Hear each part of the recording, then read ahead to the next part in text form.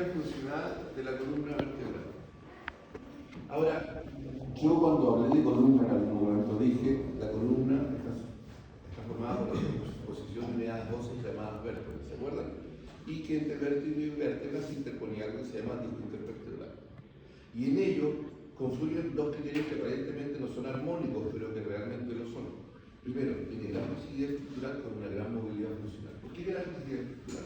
Porque los movimientos angulares, ¿ya?, entre una vértebra y otra son pequeñitos, son muy pequeños. Pero como el órgano como tal, la columna como un conjunto, es la suma de todos estos movimientos pequeñitos, la suma de todos los movimientos intervertebrales que tienen un movimiento de mayor amplitud. ¿Ya? Recuerden que los movimientos pueden ser translatorios o angulares. ¿Me entienden esa idea o no?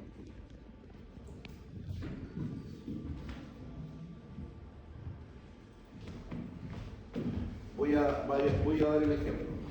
Voy a dibujar acá el sacro. ¿Todos entienden que ese es el sacro con el cóccix, no? Mirado al lado. ¿Queda claro eso? Y acá voy a dibujar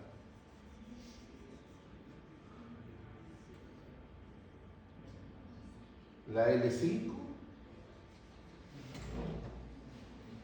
y la L4. L4, L5, sacro. ¿Estamos? Entonces, la L5 que hace flexión hace un movimiento angular con un pequeño componente translatorio. Vale decir, si hace flexión,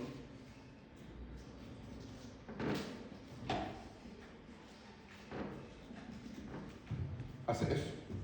¿Lo ven? Si hace extensión,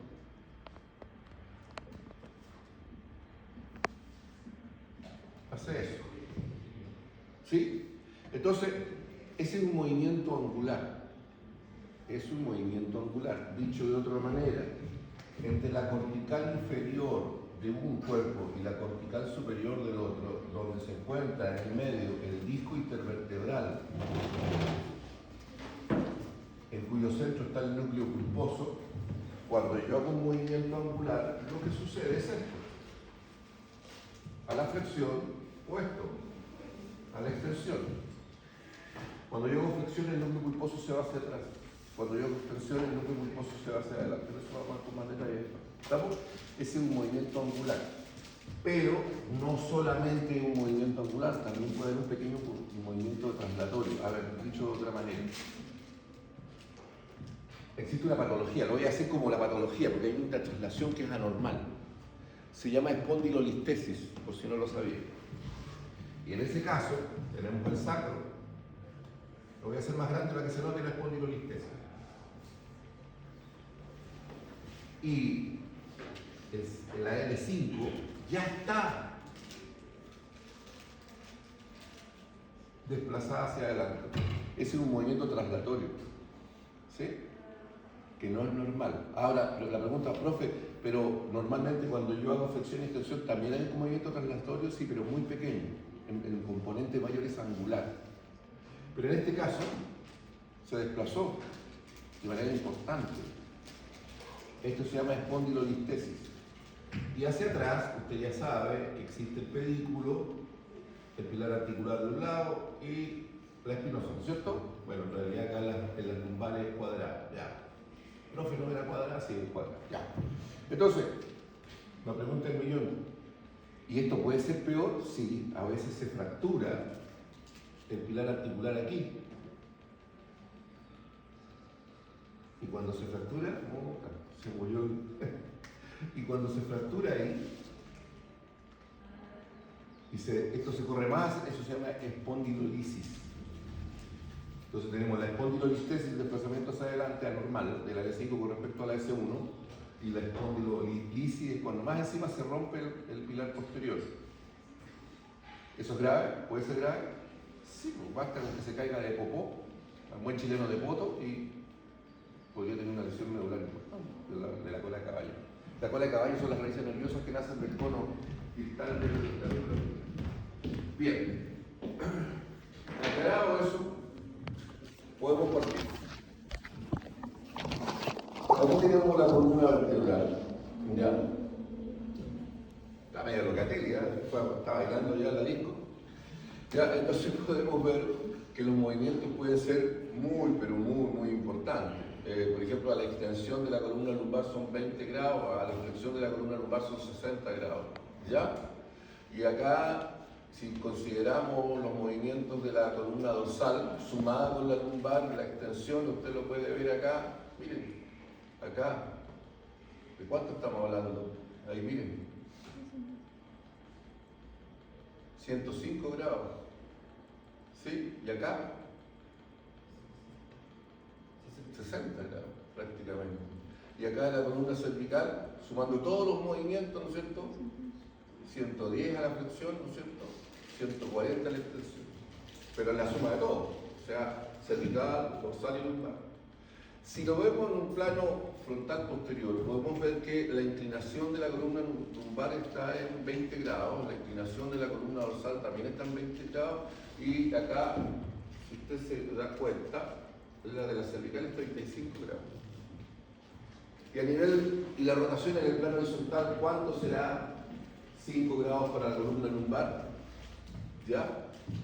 35 para la columna dorsal y 50 para la columna cervical. Y más, en un porcentaje altísimo, se produce en realidad la columna cervical alta a nivel de la articulación artroidea o odontoidea.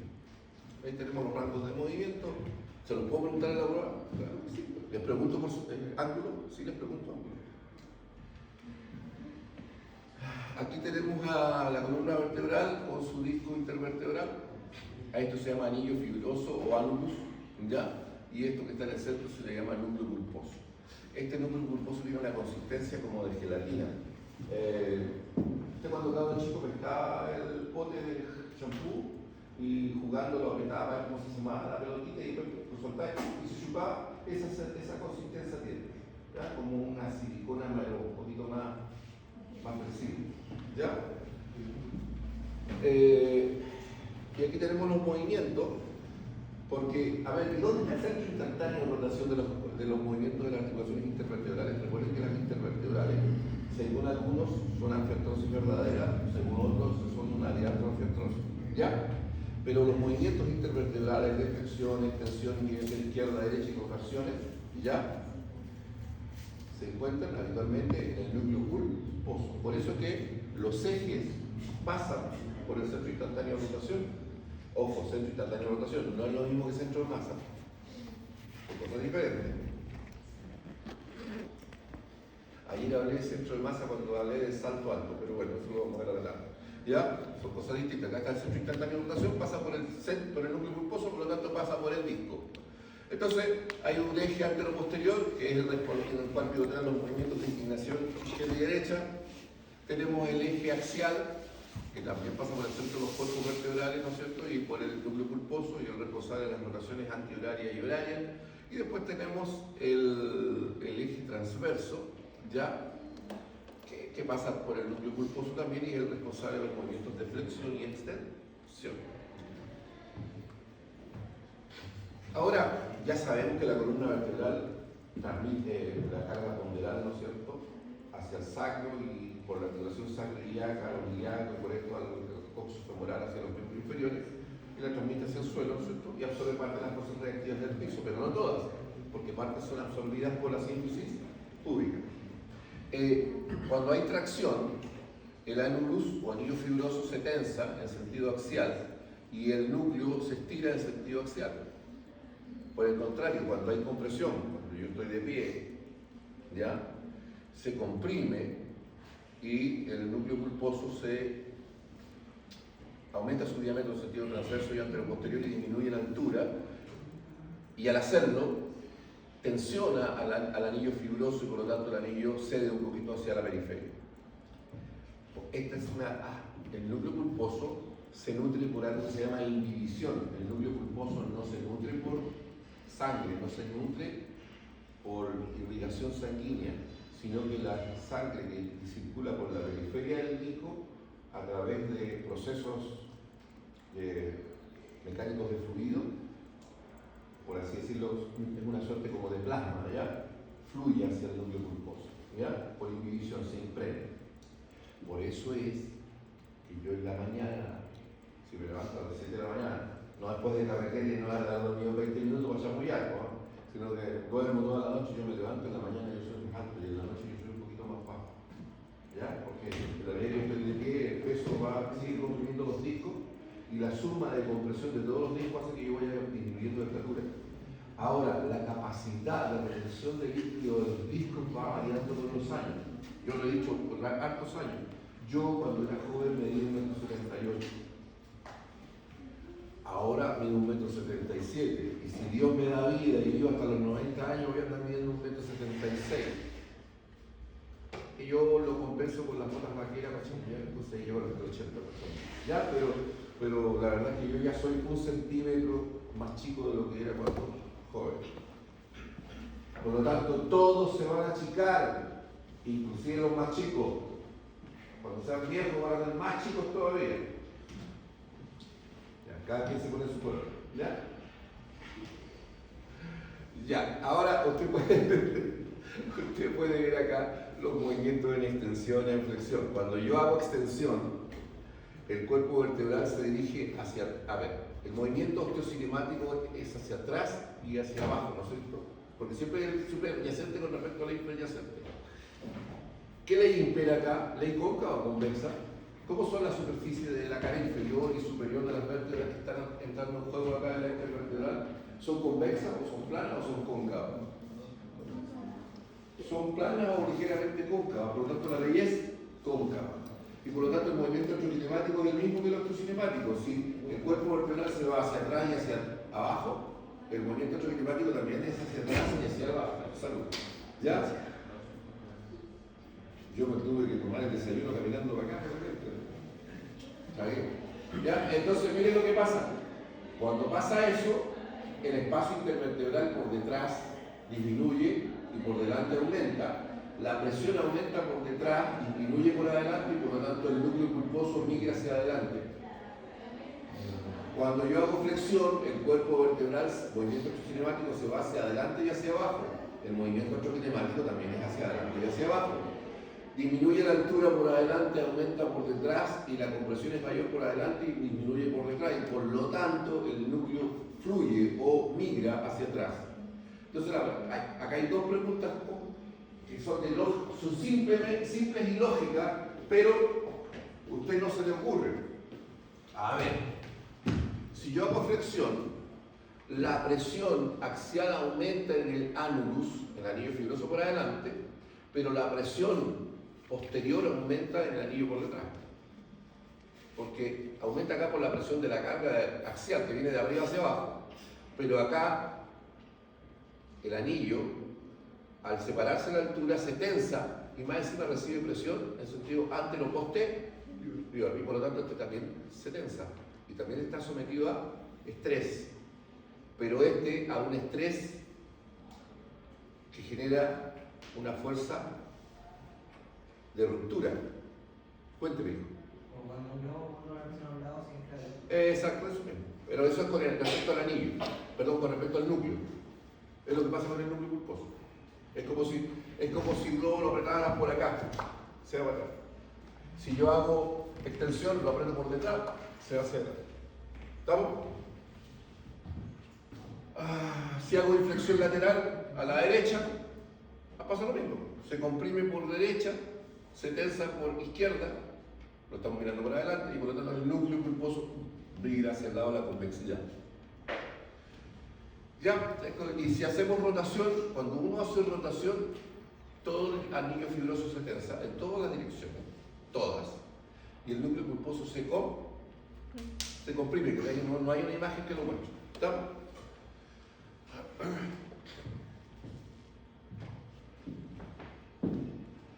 Ahora, ¿cuántos grados de libertad tiene la columna vertebral o las articulaciones intervertebrales?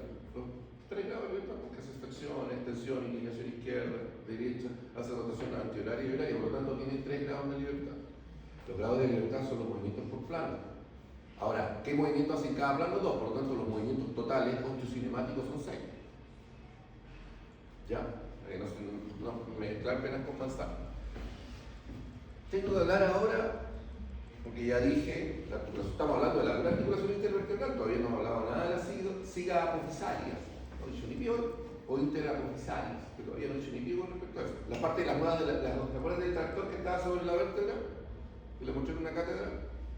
Todavía no he dicho nada de las rueditas delanteras, que en este caso serían detrás de la columna vertebral. Tengo que hablar de los ligamentos periféricos. ¿Cuáles son los ligamentos periféricos que tenemos acá? Este que está aquí se llama ligamento vertebral común anterior. Este que está acá se llama ligamento vertebral común posterior. ¿Ya? A ver si hay una imagen que pueda mostrar acá esto. Acá tenemos el ligamento vertebral común posterior. ¿No? ¿Tengo una imagen del ligamento vertebral común anterior? No, todavía no. A ver, voy a hablar de un poco de chino mandarín. Y los viejos, si es que tienen algo de memoria, se van a acordar.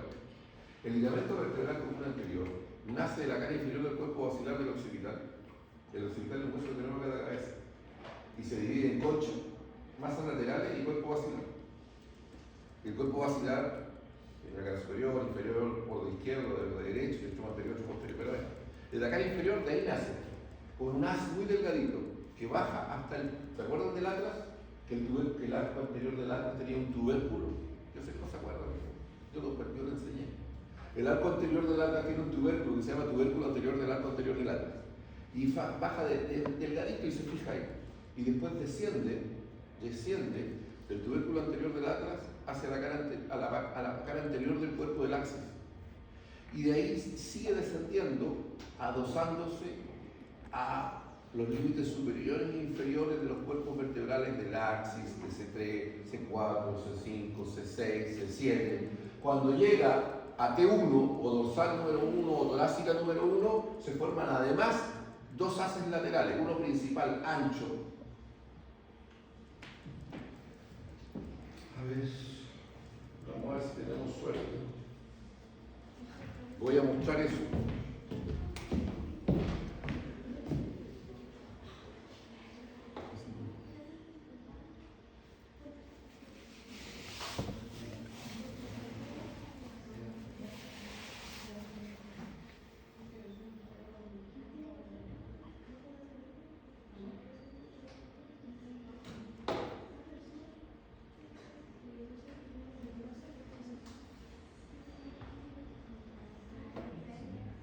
Ya, atlas, axis, C3, C4, C5, C6, C7,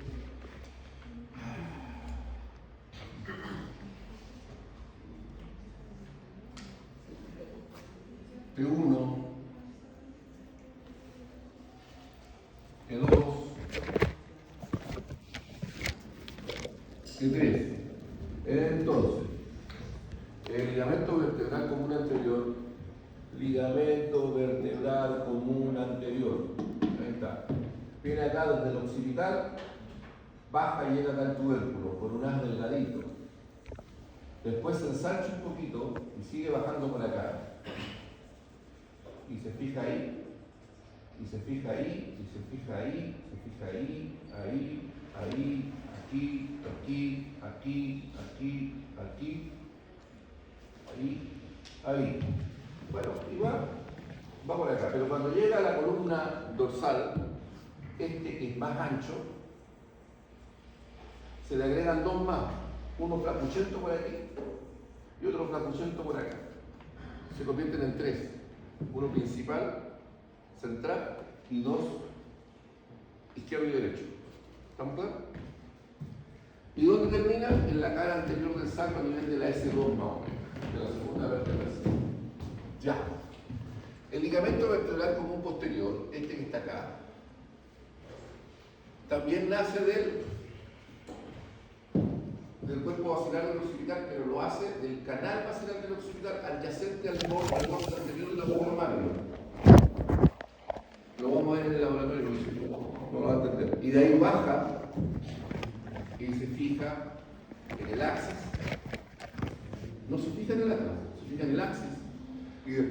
en todas las otras vértebras que están para abajo. Pero al hacerlo, se fija preferentemente a nivel del disco intervertebral y al hacerlo se ensancha a nivel de los discos. ¿Ven que se ensancha a nivel de los discos? Este es el ligamento vertebral común posterior. ¿Ya? ¿Dónde termina? Abajo, bien distal, ¿ya? A nivel del sacro y el coxis prácticamente. Y esos son los ligamentos periféricos de la articulación intervertebral. Pero después, tengo que hablar de esta. Esta es la articulación siga apofisaria o interapofisaria. Son dos, recuerden que hay una izquierda y otra derecha que se dan entre las carillas presentes en las apófisis articulares inferiores de la supraadyacente y la carilla presente en la apófisis articular superior de la infraadyacente. Hay una izquierda y otra derecha. Recuerden que a nivel cervical son artrodias, a nivel dorsal son artrodias y a nivel lumbar son trocoides. ¿Estamos? ¿Se acuerdan que les dije que el centro instantáneo de rotación estaba en el núcleo pulposo? Lo dije hace poquito. Pero en la rotación de la columna lumbar, el centro instantáneo de rotación no está en el núcleo pulposo. Porque el centro instantáneo de rotación, ¿ya? Que puede estar o no coincidir con el centro de masa, ¿ya? No necesariamente tiene que estar en el cuerpo. A ver, ayer lo dije. En un cubo de plomo, pensemos en un cubo de plomo. ¿Dónde estaría el centro de masa? En el medio, en la mitad de todo. ¿Sí? Pero para eso el cuerpo tiene que ser de la misma naturaleza, o sea, todo está formado por plomo. ¿Ya? Porque si no es así, la cosa cambia. ¿Dónde está el centro instantáneo? ¿Dónde está el centro de masa de un bat de béisbol? ¿Cerca de dónde? ¿Del mango o del extremo? Del extremo, porque hay más masa. ¿Sí o no? ¿Todos me siguen? ¿Conocen lo que es un bat de béisbol? ¿Sí? Ya, entonces,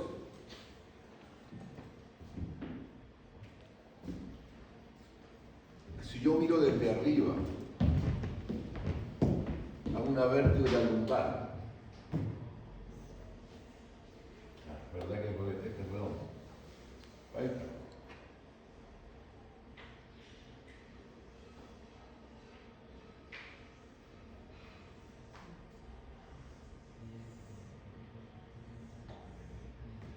Yo voy a ver que las carillas son como la cara interna de un segmento cilíndrico que mira hacia atrás y hacia adentro.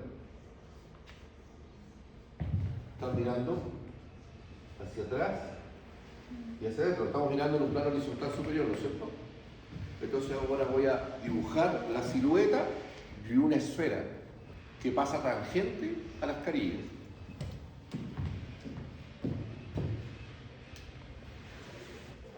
No me quedó perfecta la esfera, pero es la idea. ¿Dónde estaría el centro de la esfera? Por ahí, ¿no es cierto?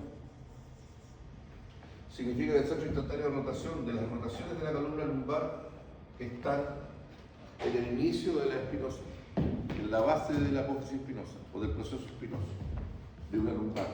Por lo tanto, para las rotaciones, el centro instantáneo de rotación no está en el núcleo pulposo, sino que en un punto en el espacio referenciado a la base de la espinosa de la columna lumbar, de la vértebra lumbar. Aclarado eso.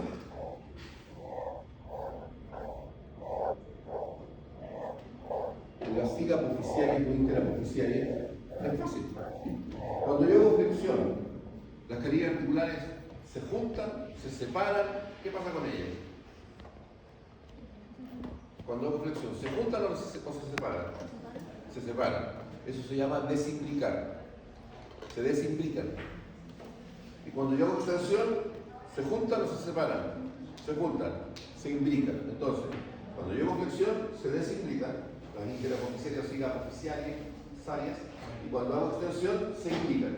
Se desimbrican y se imbrican. ¿Estamos claros? Obvio, si yo hago una inclinación izquierda del lado derecho, si hago una inclinación derecha, del lado izquierdo se desimbrican, del lado derecho se imbrican. ¿Todos me siguen? Eso espero. ¿Ya? Ahora, están recubiertas por cartílago articular, tiene el líquido sinovial, membrana sinovial. ¿Estamos? ¿Tienen ligamentos periféricos? Hay uno que es posterior, que no es otra cosa que un engrosamiento del ligamento amarillo adyacente a la cápsula, por detrás de esta articulación. Pero para eso tenéis que saber lo que es el ligamento amarillo. A ver. Ese es el único ligamento periférico que tienen. ¿Ya? Pero todas estas dos, las siga-apofisarias o interapofisarias y las intervertebrales, tienen ligamento a distancia, o dicho de la otra manera, sindesmosis a distancia. ¿Ya? Me gustaría quemarlo, pero no puedo. Ya, la cuestión es que tenemos acá ligamentos periféricos. ¿Cuáles son los ligamentos periféricos? O sea, perdón, a distancia. Este que está acá se llama ligamento interespinoso, que va del borde inferior de la espinosa supradyacente al borde superior de la espinosa infradyacente. Después tenemos el ligamento supraespinoso, que va de vértice a vértice entre espinosas adyacentes. Y después tenemos los ligamentos intertransversos.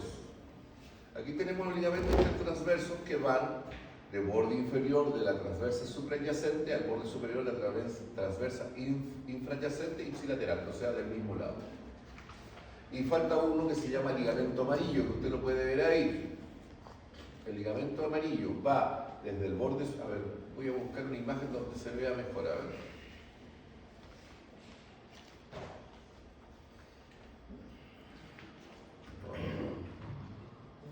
No aparece el ligamento. Acá aparece, pero no se ve bien, miren. Ese que están viendo ahí es el ligamento amarillo. ¿De dónde a dónde va?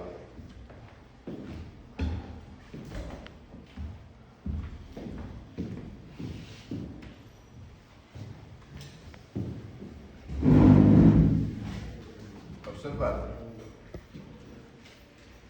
1, 2, 3, 1.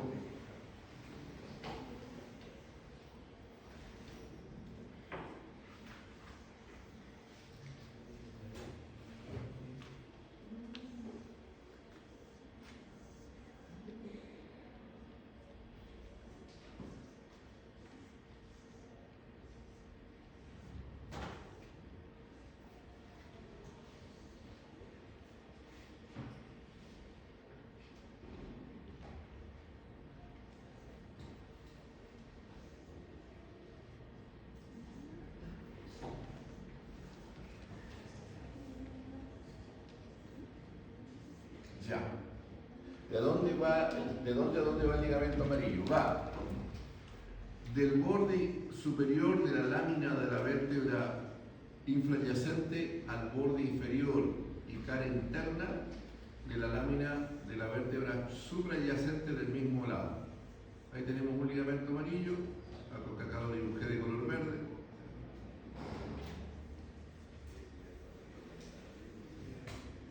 Va de lámina a lámina, ipsilateral. ¿Estamos? Ese es el ligamento amarillo. Estos son los ligamentos básicos mínimos que usted tiene que aprender. Ahora, en base a lo que ya sabemos,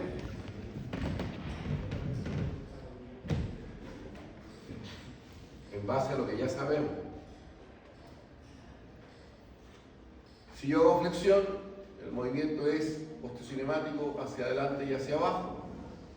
Disminuye la altura de la interlínea por adelante, aumenta por detrás, el núcleo pulposo migra hacia atrás. Todo lo que esté por detrás del núcleo pulposo se estira y tensa.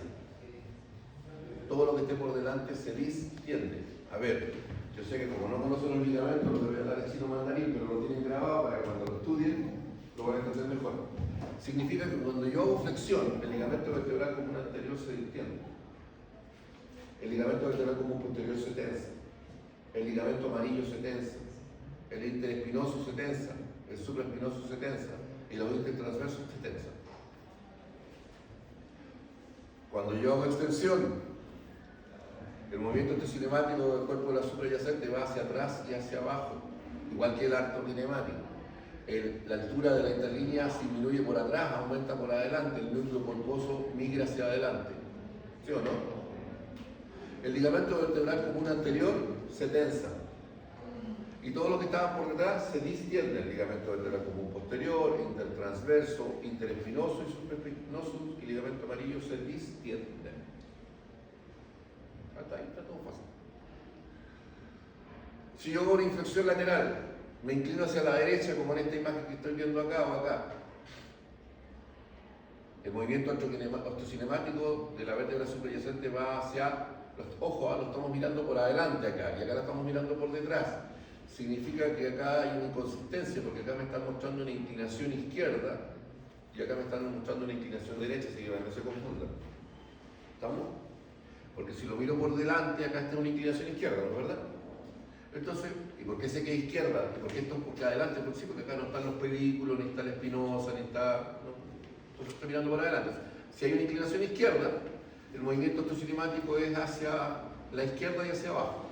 ¿Ya? El espacio, la interlínea se disminuye la altura por la izquierda y aumenta por la derecha.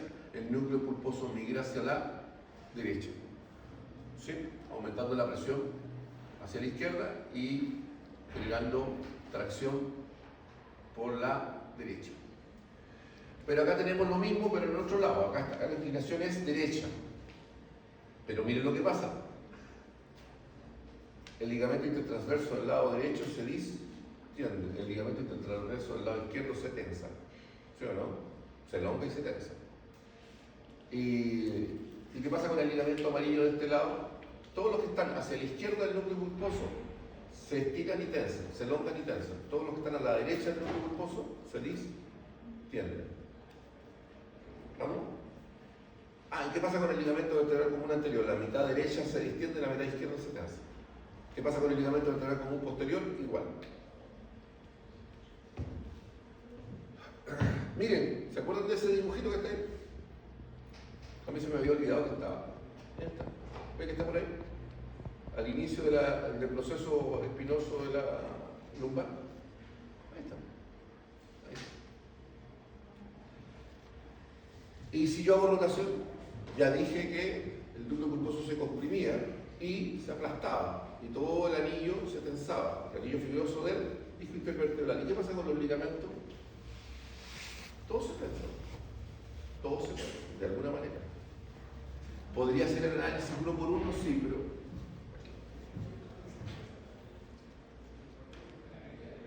ya. No olvidar que en la columna vertebral hay articulaciones intrínsecas y extrínsecas. Las intrínsecas son las intervertebrales, siga-apofisarias o interapofisarias, cervicales, dorsales y lumbares. Hay algunas particulares como la atloidea, axoidea, la atloidea, odontoidea, la lumbosacra y la sacrococcígea. Son todas esas intrínsecas. ¿Cuáles? Porque se dan entre huesos de la misma columna. Las extrínsecas son las que se dan entre un hueso de la columna y otra que no lo es. ¿Ya? Y así tenemos, por ejemplo, la articulación sacroiliaca, intersacroiliaca. Es una articulación extrínseca. ¿Qué otra articulación extrínseca habrá aparte de la sacroiliaca? La occipitotoroidea. Entre el occipital y la... ¿Cuál otra? La costovertebral. Entre la cabeza, la costilla y la vértebra. ¿Cuál otra? La costotransversa, entre el tubérculo costal de la costilla y el proceso transverso. Por nombrar las que están. Miren lo que encontramos acá. Tenemos acá la articulación lumbosacra, esta que está acá. La articulación lumbosacra es la que se da en la cara inferior del cuerpo de la L5 con respecto a la base del sacro, ¿no es verdad? El cuerpo, la cara superior de S1. También es una angiostrosis verdadera, según otros, o una sínfisis, va a depender del autor. Pero lo cierto es que claramente es el punto de unión entre la columna vertebral dinámica y aquella que es estática. ¿Se acuerdan que yo había dividido una columna dinámica y otra estática? ¿Cuál es la columna dinámica? Cervical, dorsal y lumbar. ¿Cuál es la estática? ¿La sacro? Sí. ¿Estamos? Y acá existe todo lo que dije antes. ¿Existe el ligamento vertebral común anterior? Sí. El ligamento vertebral común posterior también. El ligamento amarillo también. El equivalente al intertransverso, sí. ¿Estamos? Están todos los que ya nombré, interespinosos, supraespinosos, están todos. Pero acá se agregan estos convidados de piedra, ¿lo ven? Estos que estamos viendo acá con el 1, 2 y 3 son los ligamentos iliolumbares. Hay un ilio lumbar superior, ¿ya? Y un ilio lumbar inferior. Vamos a ver si se puede ver el de costado. Ahí está. Quiero que lo vean de costado. Ahí está. Entonces, el ilio lumbar superior va desde el proceso conforme de la L4 a la parte más superior y posterior de la fosa iliaca interna, adyacente al ángulo posterior superior del iliaco. ¿Ya?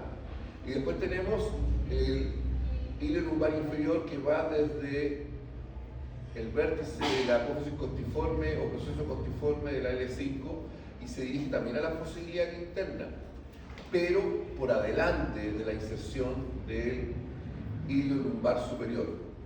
Y este que está acá se llama lumbo costal de Bichat, perdón, se llama sacro lumbar de Bichat.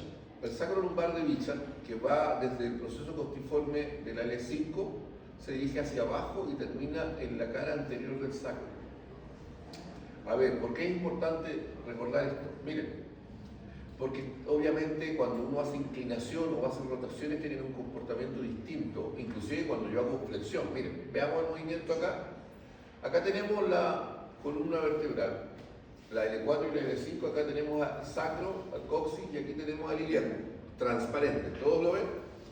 Entonces, cuando yo hago flexión de tronco, el que se tensa es el ilio lumbar superior, porque lo frena.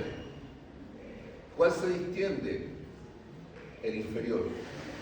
Por el contrario, cuando yo hago extensión, el que se tensa es el ilio lumbar inferior a la extensión. ¿Y cuál se distiende? El ilio lumbar superior. Obviamente, acá usted lo puede ver, si yo hago extensión, obviamente el de Bichat también se tensa. ¿Ya? Si yo hago extensión, aquí. Pero acá está mostrando una inclinación derecha. Obviamente, al hacer la inclinación derecha, vemos que se tensa el de Bichat izquierdo y se distiende él del lado derecho. ¿Ya? Y también se tensa el superior. Y también se tensa el inferior. Y todos los de este lado se distienden. Se distienden del lado de la inclinación y se tensan del lado contrario de la inclinación. Eso es lo que sucede.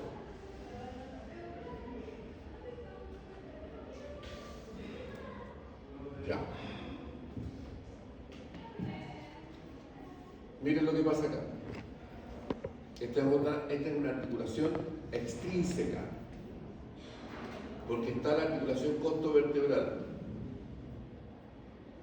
A ver, ¿me entienden cómo va la articulación costovertebral o no? Yo la dibujé el otro día.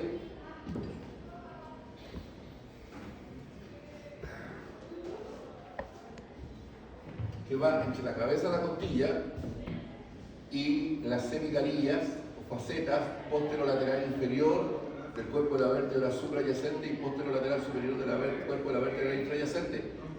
Esa con esa se articula con la cabeza de una costilla. ¿Sí? ¿Qué es lo que era? Una diartrosis. Artrode, como el doble es diartrodial. D con D de dedo, diartrodial. ¿Está recubierta por cartílago articular? Sí. ¿Tiene líquido sinovial? También. ¿Tiene membrana sinovial? Sí. ¿Tiene cápsula articular? También. ¿Tiene ligamento interóseo? Sí. Si tiene ligamento interóseo. Ahí está con el número 8, ¿lo ven? Ese que está de color verde. Ese que está ahí es el ligamento interóseo, que va desde esta cresta obtusa en sentido anteroposterior que limita la faceta superior e inferior de la cabeza de la costilla. ¿Y a dónde termina? En el disco intervertebral respectivo. Entonces la pregunta es: ¿cuántas sinoviales tiene entonces? Tiene dos sinoviales. Uno para las facetas superiores y otro para las facetas inferiores, dentro de la misma cápsula. ¿Tiene ligamentos periféricos? Sí. Tiene un ligamento, se llama ligamento